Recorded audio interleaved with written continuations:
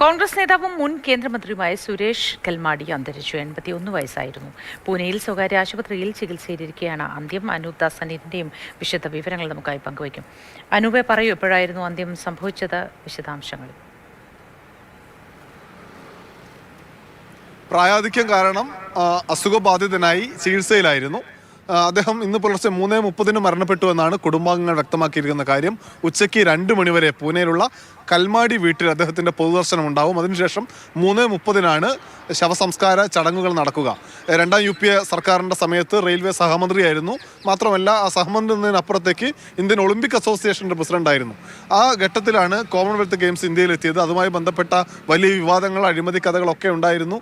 ജയിൽവാസമൊക്കെ അനുഭവിക്കുകയും ചെയ്ത ആളാണ്. എന്തായാലും കോൺഗ്രസിനെ സംബന്ധിച്ച് പൂനെയിൽ നിന്നുള്ള മുതിർന്ന നേതാവ് പലതവണ ലോക്സഭയിലേക്ക് തെരഞ്ഞെടുക്കപ്പെട്ട ആളാണ്. എന്നാൽ 2ാം UPA സർക്കാരിന് ശേഷം കാര്യമായി പൊതുരംഗത്ത് ഉണ്ടായിരുന്നില്ല. ശരി, അനൂപ് ദാസാണ് വിശദാംശങ്ങൾ നൽകിയത്. സുരേഷ് കൽമാടി അന്തരിച്ചു. അദ്ദേഹത്തിന് 81 വയസ്സായിരുന്നു. പൂനെയിലെ സ്വകാര്യ ആശുപത്രിയിൽ ചികിത്സയിലിരിക്കെയാണ് അന്ത്യം സംഭവിച്ചത്.